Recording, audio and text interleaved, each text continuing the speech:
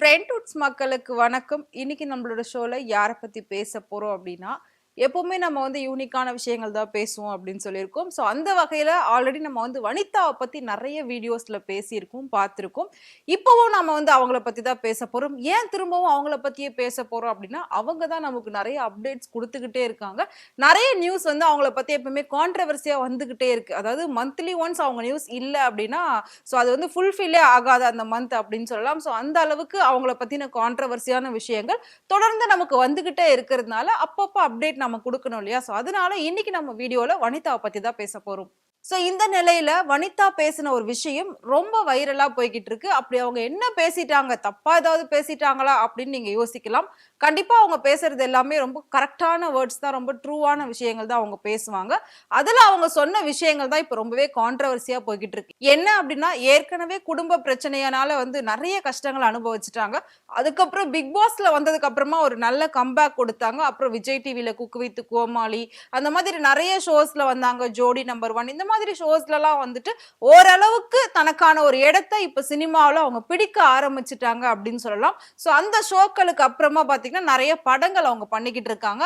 அதுலயுமே பாத்தீங்கன்னா அவங்க பொண்ணே ப்ரொடியூஸ் பண்ணி ஒரு படம் பண்ணியிருந்தாங்க, மிஸ்டர் அண்ட் மிஸ்டர். சோ அந்த படமுமே பாத்தீங்கன்னா பெரிய அளவுல வரவேற்பு இல்ல அப்படின்னாலும் நெறைய பெண்கள் வந்து பார்க்கலாம் அப்படின்ற அளவுக்கு அந்த படம் வந்து பேர் வாங்குச்சு. விமர்சனங்கள்ல நல்ல பேர் வாங்குச்சு அந்த படம் அப்படின்னு சொல்லலாம். சோ அதை தொடர்ந்து இப்ப அடுத்ததா பாத்தீங்கன்னா அவங்க இன்னொரு படம் பண்ணிட்டு இருக்காங்க.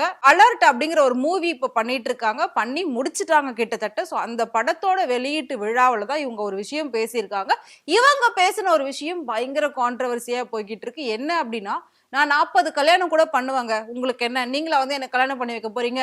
4 கல்யாணம் இல்லங்க. இன்னும் 4 கூட நான் இப்ப பண்ணுவேன். இப்ப கூட நான் ரெடியா பண்ணிப்பேன். எனக்கு எந்த பிரச்சனையும் இல்ல.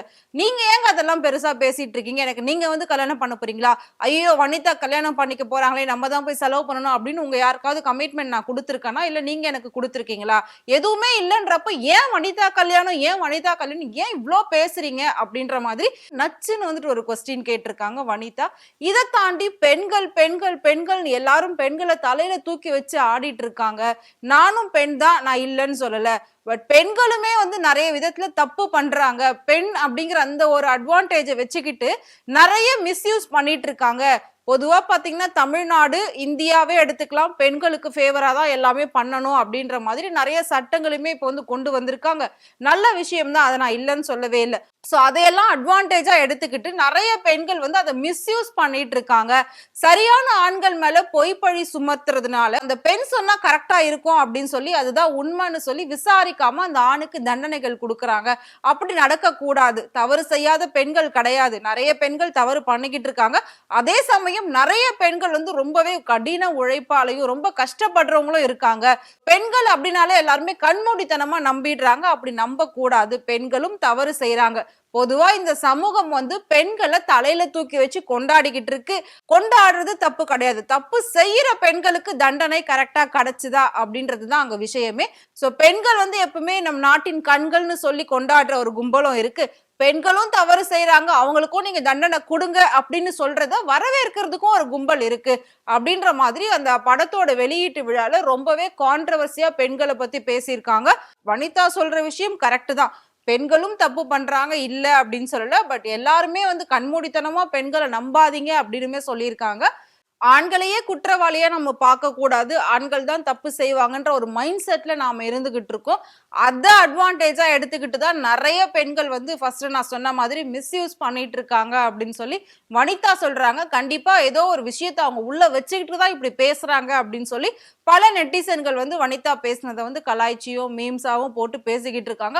பல பேர் வந்து ஆதரவும் குடுத்துக்கிட்டு இருக்காங்க. நீங்க சொல்றது கரெக்ட் அப்படின்ற மாதிரி. சோ வனிதாக்கு ஆதரவு குடுக்குற அந்த கூட்டம் யாரு இருப்பாங்க அப்படின்னா, பெண்களுக்கு நீங்க தண்டனை குடுங்க அப்படின்னு சொல்றாங்க இல்லையா? சோ பெண்கள எதிர்க்கக்கூடிய ஆண்களா தான் இருப்பாங்க. அந்த கூட்டத்துல இருக்கிறவங்க எல்லாரும் அப்படின்னு வந்து நெறைய பேர் சொல்லிக்கிட்டு இருக்காங்க. இப்போ வனிதா பேசின இந்த விஷயம் தான் வந்துட்டு ரொம்பவே கான்ட்ரோவர்சியா ரொம்ப வைரலா போய்கிட்டு இருக்கு. சோ அவங்களோட ஃபீலிங் என்ன அப்படின்னா, நான் 4 கல்யாணம் இல்லங்க 40 கல்யாணம் நான் பண்ணிக்கிறேன். அது என்னோட இஷ்டம். நீங்க ஏன் அத பத்தி பேசுறீங்க அப்படின்னு சொல்லி அதுக்கு ஒரு கேள்வி கேட்டிருக்காங்க. இதுக்கப்புறம் யாரும் அவங்க கல்யாணத்த பத்தி நான் வந்து பேசவே கூடாது அப்படின்னுமே சொல்லியிருக்காங்க. அது மட்டும் இல்லாம தப்பு செய்யற பெண்களுக்கு தண்டனை குடுங்க. தப்பும் பெண்கள் செஞ்சுட்டு தான் பெண்களும் தப்பு செஞ்சுட்டு தான் இருக்காங்க, யாரும் செய்யாம கிடையாது. சோ நிறைய பெண்கள் ரொம்ப எக்ஸ்ட்ரீம் லெவல்ல போய்கிட்டு இருக்காங்க. அந்த நியூஸ் எல்லாம் வந்து பெருசா வெளியே தெரியறது கிடையாது. ஏன் அப்படின்னா ஒரு தாய் வந்து குழந்தைய கொல்றாங்க, ஒரு கள்ளக்காதலுக்காக கணவனை கொல்றாங்க. இந்த மாதிரி பெண்கள் நிறைய தப்பு செஞ்சுக்கிட்டு இருக்காங்க. ஒரு பொண்ணு இன்னொரு பொண்ணை வந்து தாக்குறதுன்றது எவ்வளவு பெரிய ஒரு விஷயம். ஆனா அதெல்லாம் ரொம்ப சகஜமா நிறைய ஊர்ல நடந்துகிட்டு இருக்கு. ஆனா அதெல்லாம் போக்கஸ்ல கிடையாது.